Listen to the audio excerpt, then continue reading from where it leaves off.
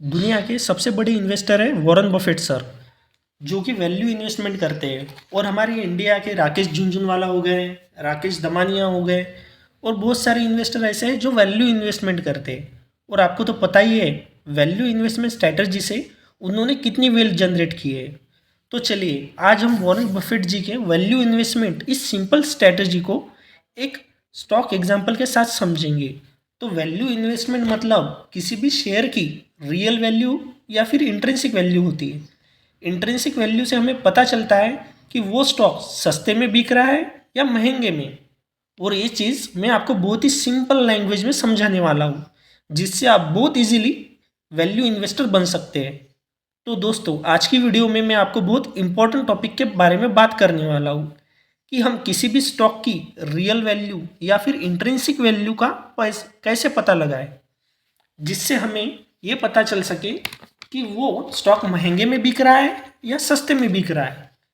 तो दोस्तों हम इंट्रिंसिक वैल्यू इसीलिए निकालते हैं कि उस स्टॉक की प्राइस और इंट्रिंसिक वैल्यू दोनों अलग अलग चीज़ है। जो स्टॉक इंट्रिंसिक वैल्यू से मल्टीपल टाइम्स ऊपर होते हैं उन्हें हम ओवर वैल्यूड स्टॉक्स मानते हैं।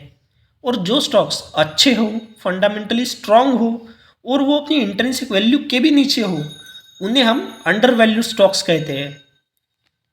मैं अब आपको एक स्टॉक्स बताता हूँ, लेकिन हम ना ही कोई आपको टिप दे रहे हैं, ये सिर्फ एक एजुकेशनल पर्पज से बनाया हुआ वीडियो है, और ना ही आपको इस स्टॉक्स में इन्वेस्टमेंट करने की कोई सलाह दे रहे हैं।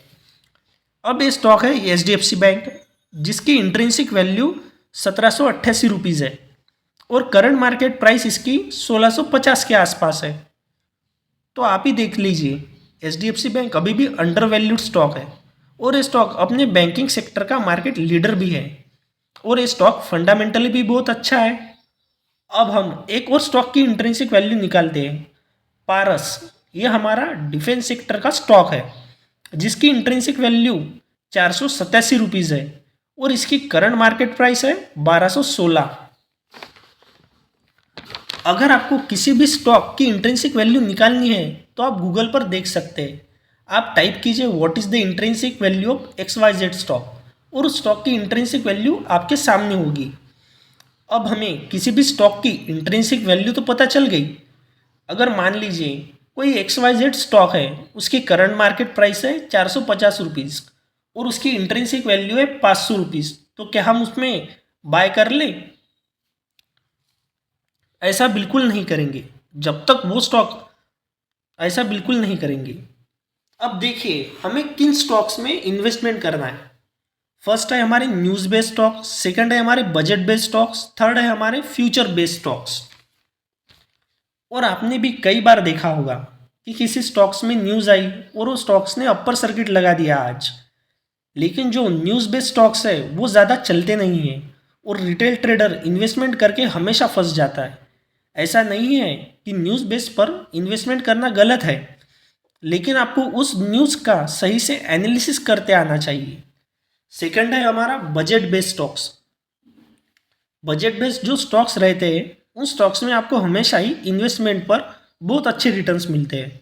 जैसे अभी हमारा बजट इंफ्रास्ट्रक्चर पर बहुत अच्छा है, डिफेंस पर भी हमारा बजट ठीक ठाक है। थर्ड है हमारा फ्यूचर बेस्ड इन्वेस्टमेंट। अब हमारा फ्यूचर क्या है?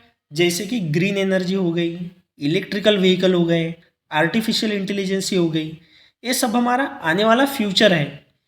अब आप समझ लीजिए, अगर आपको शर्ट खरीदनी है और आप किसी शॉप पर गए, आपको कोई शर्ट पसंद आई और वो शर्ट 2000 रुपीज़ तक आपको मिल जाएगी, ये आपको पता है, लेकिन उस शॉप का ओनर उसी शर्ट की प्राइस आपको 4000 रुपीज़ बता रहा है, तो क्या आप उस शर्ट को खरीदना पसंद करोगे? नहीं ना, आप सीधा दूसरे शॉप में चले जाओगे शर्ट्स देखने के लिए।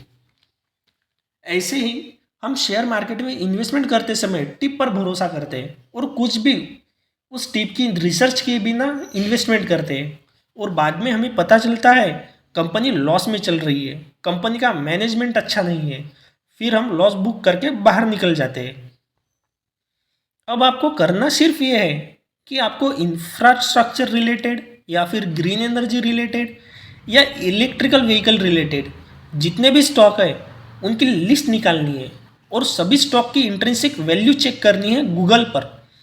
अगर कोई स्टॉक आपको इंट्रिंसिक वैल्यू के करीब मिला तो आपको चेक करना है कंपनी का फंडामेंटल कैसा है, company year on year profit में है या नहीं, कंपनी पर कोई डेब्ट मतलब कर्जा तो नहीं है। तो ऐसी ही कंपनियों पर आपको इन्वेस्टमेंट करना है। इसी स्ट्रैटेजी से वॉरेन बफेट, राकेश झुनझुनवाला, राकेश दमानिया, हमारे बहुत सारे इंडियन इन्वेस्टर ने भी बहुत ज़्यादा वेल्थ क्रिएट की है। ऐसे ही नॉलेजेबल वीडियोस को देखने के लिए चैनल को सब्सक्राइब करिए और वीडियो को लाइक करना ना भूलिए। Thank you.